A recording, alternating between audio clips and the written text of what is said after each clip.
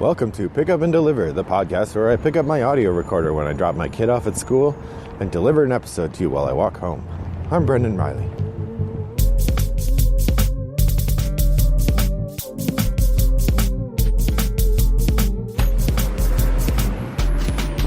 Good morning, listener. It is Thursday, December 6th. It's a brisk day here in suburban Chicago.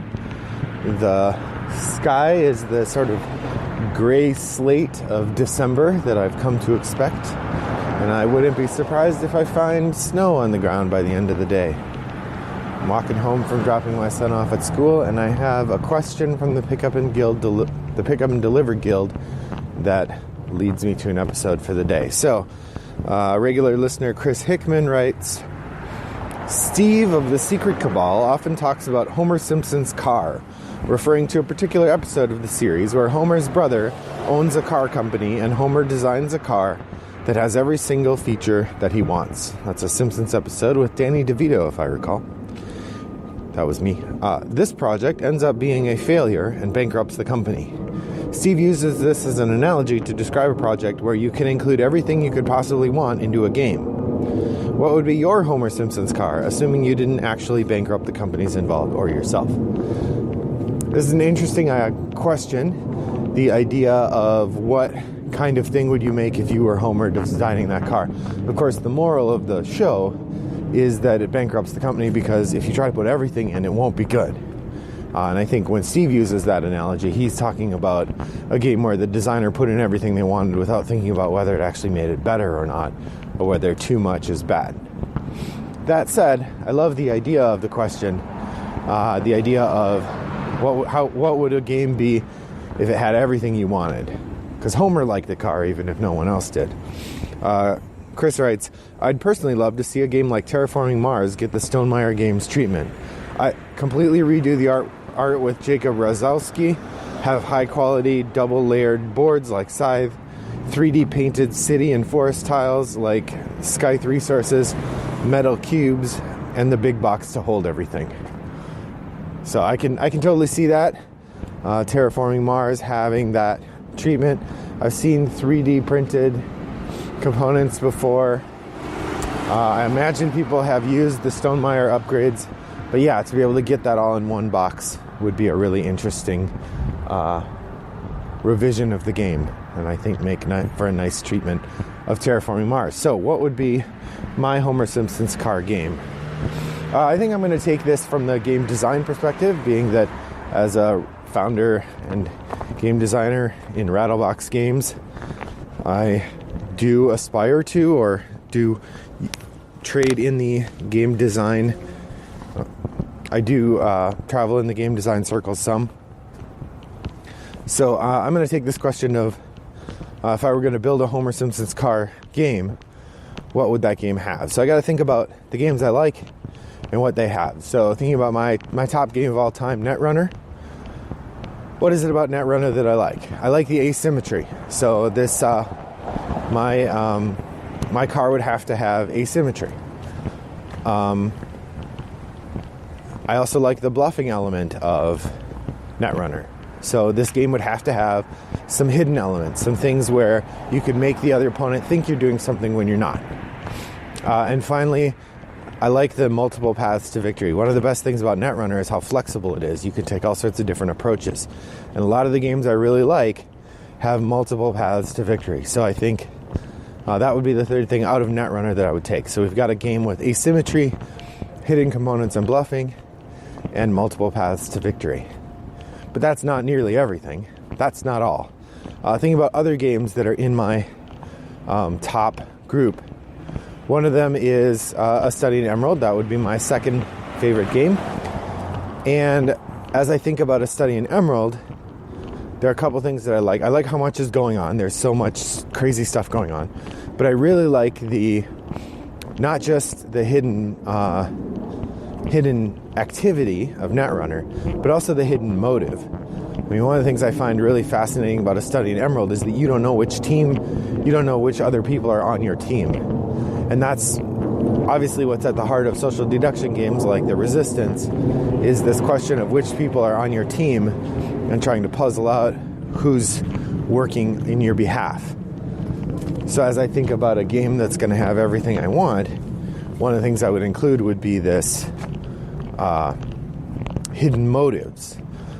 So that's number 4, I guess, as you think about bluffing, hidden motives, asymmetric player experiences, multiple paths to victory.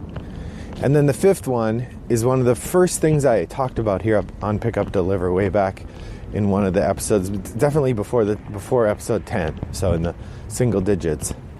I talked about that feeling of not enough, which is at the heart of a lot of the games I really like, is this feeling that I really want to do something, but I just don't have quite enough actions to do it. One of the reasons I like Mind Clash games, Anachrony and Trickerion, so much is they both really trade in this idea, this question, this experience of not quite enough actions or resources to do the thing I want to do. And you have to plan meticulously, and when you do squeeze out just enough to do that thing you want to do, it's glorious. As I'm preparing to play Cerebria for the first time sometime this month, that also seems to be a big part of what's going on in Cerebria, is figuring out which resources you need and figuring out how to get the resources you need to do the work that you want to do the action, because everything is so limited. You have limited actions and limited resources that you have to constantly be planning that way. That also is often at the heart of the Vladimir Suchi games that I love so much, is this question of how do I make everything work so well. So I guess item number 6 would be not quite enough. But following on that, item number 7, and I guess this kind of goes along with multiple paths to victory, but deep complexity in what's available. So I really find more and more as I play, I love games that have deep complexity, that have a huge number of things you can do, and that those things you can do have layers and change as you do them. I think going back to Netrunner, that's one of the things I love about Netrunner. Not only did I say there's multiple paths to victory, but every card works a little bit differently, and so there's a massive amount of things you can do. And so the brain burn of all of that together. So that's, I think, 7 qualities that I would look for, or that I would put into my Homer Simpson game. And then on top of it, we need to think about theme. So my favorite thing in games is unusual themes. I like when a game engages with a story. So the game has got to have story in it. It could be overt story, something like Arkham Horror, where the story is built in, and I probably like that better. Or it could be mechanics-based story, more like what you see in the Mind Clash games. Like Anachrony, the story is there with society crumbling, but the narrative of your game emerges in the way that you play. If you take whichever faction it is, I don't remember, but there's a faction that can turn a worker into water. And so as a person running that faction, the first thing you do is work really hard to get a building that gives you a free person every turn. If you have a building that lets you do a free action, and that free action lets you recruit a person, and you can turn that person into 3 water, you've now got an engine to get water every round. But narratively, when you think about what that means in the game, that means that you're recruiting people from the wasteland or whatever, or you're taking your own citizens as they're born, and you're tossing them in the rendering vat and getting your water out of these people. Or you're working them to death in the water mines, the water pumps. Maybe you've got a distillation engine that is incredibly difficult to use and dangerous, so every round you lose someone in using it, but the water's so important that you keep doing it anyway. It's just so the narrative comes out of that action. Another example of that would be in Arctic Scavengers. One of the leaders you can get for your tribe is named the Cannibal. And the picture is this really disturbing, pretty genial looking person with a big bowl of red soup. And in the game, you can take those initial game cards that everybody tries to dump into the junk pile, and you can turn them into other workers by discarding them and gaining the meat resource, which you use to recruit other people. So literally, you're killing your followers, making them into meat, and then using that meat to recruit better followers. Again, with the name of the character being the cannibal, it becomes pretty obvious what's happening. So either or both of the kinds of narrative conceits that we see in those games would have to be part of the story. In terms of theme, though, I really like original themes. I don't mind original themes in a more broad, generic context. Like, if a new game comes out and it's 1920s Cthulhu, I'll take a look at it. If a new game comes out and it's sort of generic fantasy, I'll take a look at it. I love Gloomhaven. That's kind of generic fantasy. But here's the thing. It is not generic fantasy. It's kind of generic fantasy. It feels like a fantasy world, but then you go look at it and it's got these different races that you've never seen before. It's original. Anachrony, it's sci-fi, sure, but it's an original idea within science fiction, and it engages with the story in a slightly different way than I've encountered before. So if it's going to be within a sort of established genre, it's got to be an original take on it to really be to really be part of my Homer Simpson car. Or even better yet, it's a weird theme that I've never seen before, or very, very rarely seen before. If you look at some of my favorite idiosyncratic games, the games I like to tell people about that I have, or when they're asking about what is this board game hobby, I like to tell them about games where you do things that they never would have thought of. Like Ladies and Gentlemen is one of the ones I love to go to.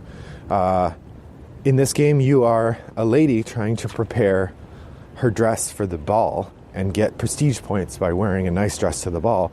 Or, as her partner, it's a game played in 2-player teams, you're her husband trying to make money in the ridiculous stock market of the Victorian era.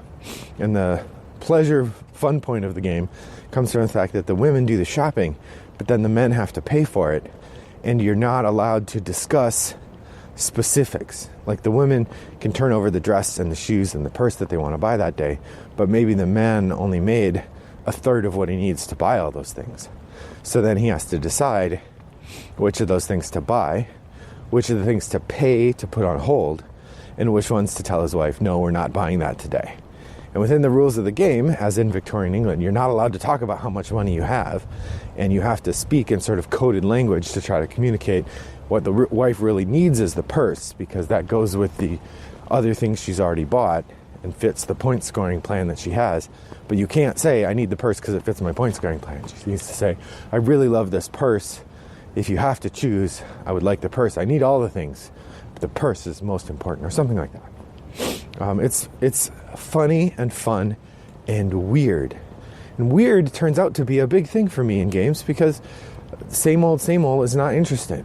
Like I heard really good things about that new worker placement game about raising sheep in the Netherlands.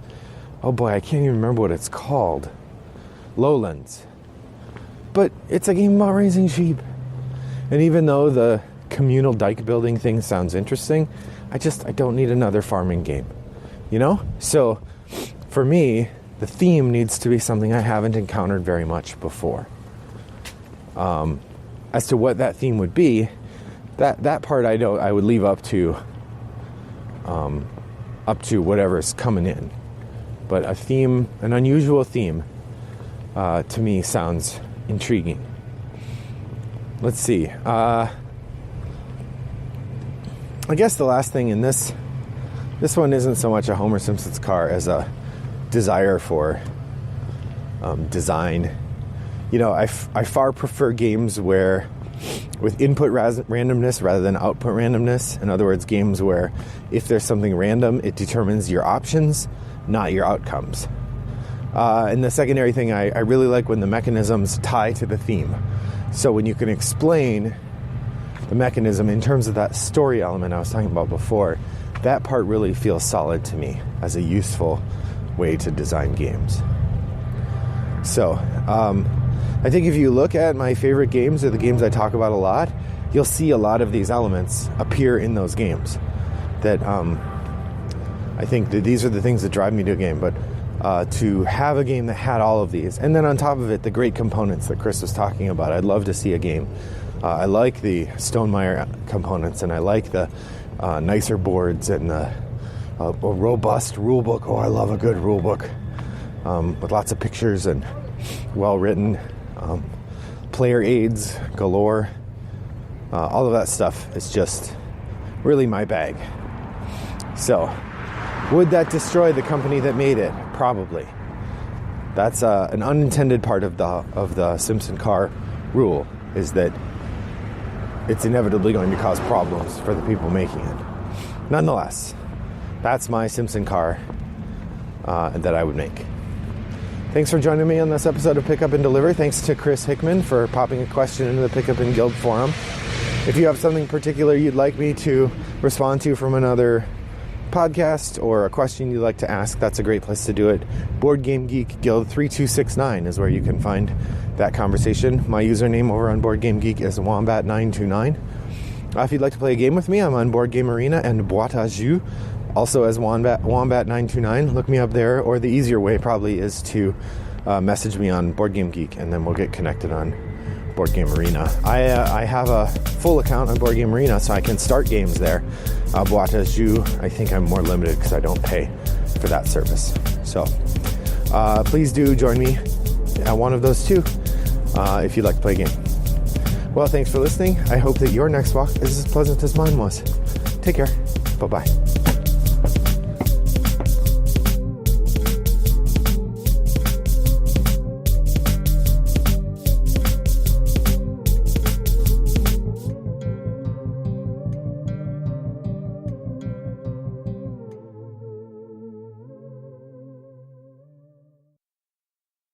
Brought to you by Rattlebox Games.